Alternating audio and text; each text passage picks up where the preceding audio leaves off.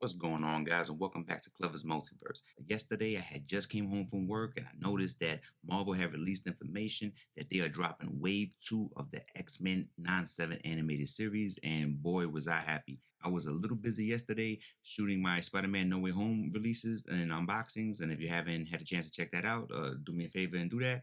But today, we have the opportunity. I've got the pictures. I got them super clear. So let's take a look at what's going on with these characters because I want to know more. So from right to left, we're going to start off in the order that they appear.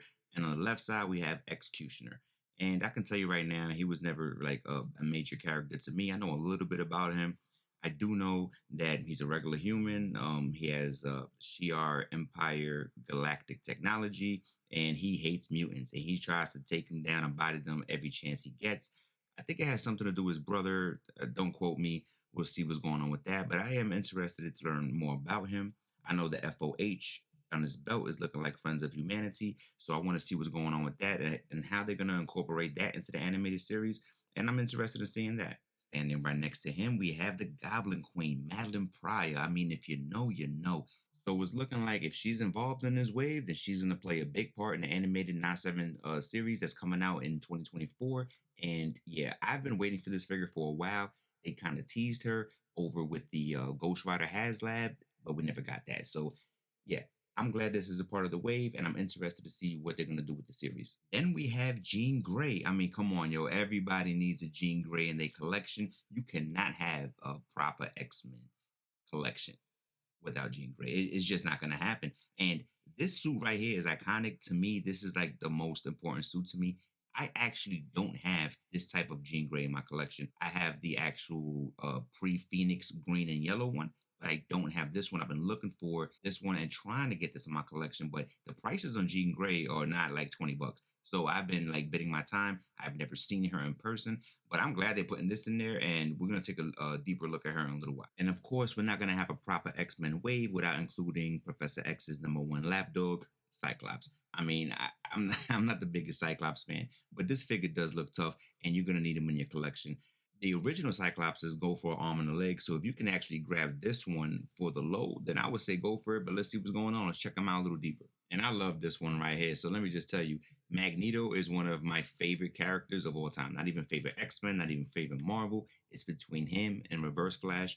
Those are my favorite characters of all time, and I'm never going to shy away from another Magneto. So I am interested to see what's going on with this guy too. And finishing off the list, we have Nightcrawler, Kurt Wagner, everybody's favorite blue mutant. Well, except for Beast, maybe, right? All right, well, now we ran through the roster. Let's see what's going on with these guys individually.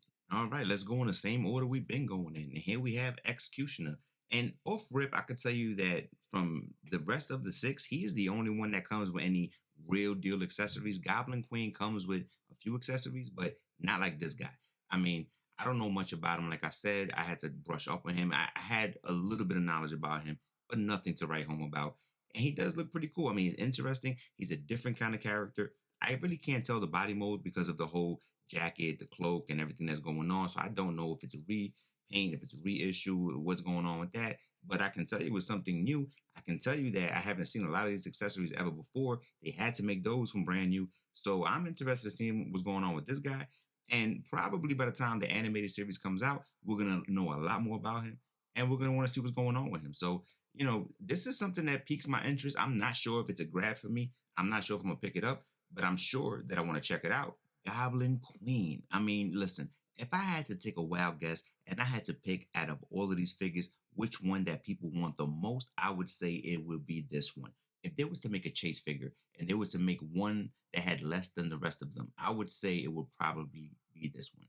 And, you know, I know, guys, come on. I know that everybody wants the Goblin Queen, not in this costume. We want the original. That's what we're checking for. That's what we almost got with the HasLab on some level. But we have to remember that this is coming from the 9/7 animated cartoon, a cartoon that's most likely geared towards children. So I can understand why they went with the full body. She does come with a couple of accessories. She has the spinning energy blast or the spinning, energy, whatever. Nothing we haven't seen before that's come with a bunch of other figures. And then she has the baby wrapped in a blanket with the X logo on it. I mean, if you know, you know. Let's not spoil it for everybody else. Now, this Jean Grey is looking good to me. Like, I really like this Jean Grey, and it's probably most likely because I don't have anyone with this type of costume. So I really want to get this one. This is probably one of the ones I'm really checking for, like off the beginning. She seems to come with like two different head sculpts, but once again, no accessories, no energy blast, no psychic manipulation, nothing like that. These new retro cardbacks are not even coming with builder figures or accessories for the $25. But I guess it is what it is, right? This costume is tough, and I really want this. Like, I feel like even though she's from the animated series, like you can get away with putting her in a regular 616 universe, and you would have to have like a detective's eye to figure that out. Like, I think you can get away with her. Some of the other ones, not really, but I think so with her. So I don't know. What do you guys think? So Cyclops is not my favorite character, but I do like this figure. That blue is real vibrant. That yellow is popping. The red is flowing. Like I like all of it. Like the posing. It does come with some extra accessories, which the other ones don't either. He has the optic blast. He has the alternate head. He has an extra set of hands. He has the pointing hands when he could activate the optic blast. Like I'm liking this. I I do feel like it's just like the other one I have, but at the same time, I still want to get it. You know what? I'm probably just gonna get him and just put him on the wall. I'm not gonna open him. I'm just gonna put him on the wall, and I'm probably gonna get this guy. The more I look at him, the more I'm like, nah, I want the Cyclops in my collection. Like I said, the only reason I probably feel this way is because I already have a Cyclops, and even though the first one doesn't come with these accessories, I have the retro Cyclops and it does have the optic blast, so I feel like I'm double dipping. If I didn't have a Cyclops, I would get this one. The only reason I'm on the fence is because I have a couple, but I think I'm still gonna get it. My guy Magneto. Okay, if I was to wake up in the morning and I was this guy, I would not be mad. So he has a whole new costume. He does not come with any accessories. So sadly, like that got me really pissed off. Magneto should always come with like different accessories, at least the energy blast at a minimum. He does not have a helmet this time. He's rocking the all silver hair and he has the purple cape. I mean, he has the M on the chest. It's kind of like corny, but then not really because it is true to form to the comics. Now, one thing I do want to say is this pose right here, where they have him standing in the air. I'm like, wow, that's pretty nice. I would like to do that if I can get the figure, but I'm trying to wonder if it's just for the picture that came out like that. Because from my experience, when you put the cape inside of these figures' backs, it's going into like a peg inside of it. And usually that's very loose and it pops out like for nothing. So if that's the case, this is not going to work and it's probably like camera magic. But if you could do that, then that's something crazy.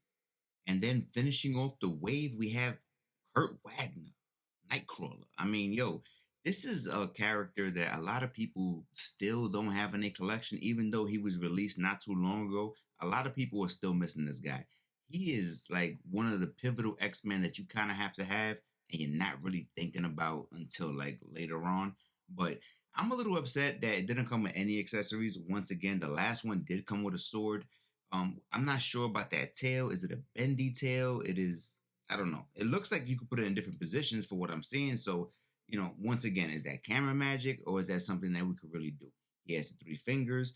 Uh, no bendy toes. I was looking to see if it had bendy toes. It does not have bendy toes, which I would think for him maybe we need those.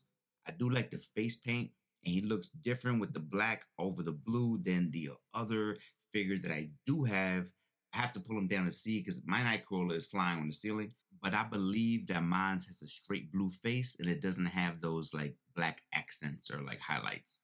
So there we have the upcoming 9/7 animated X-Men Wave 2. I mean, it's been a while since I've been a little bit excited about a wave. Usually these waves come out and there's two or three people I don't like, but hey, I like this wave a lot. I'm probably gonna get a couple of them, and I can't wait for the X-Men animated series. I mean, what about you guys? What do you think? Do you like these figures? Or can you wait for the series? What's going on? Until next time.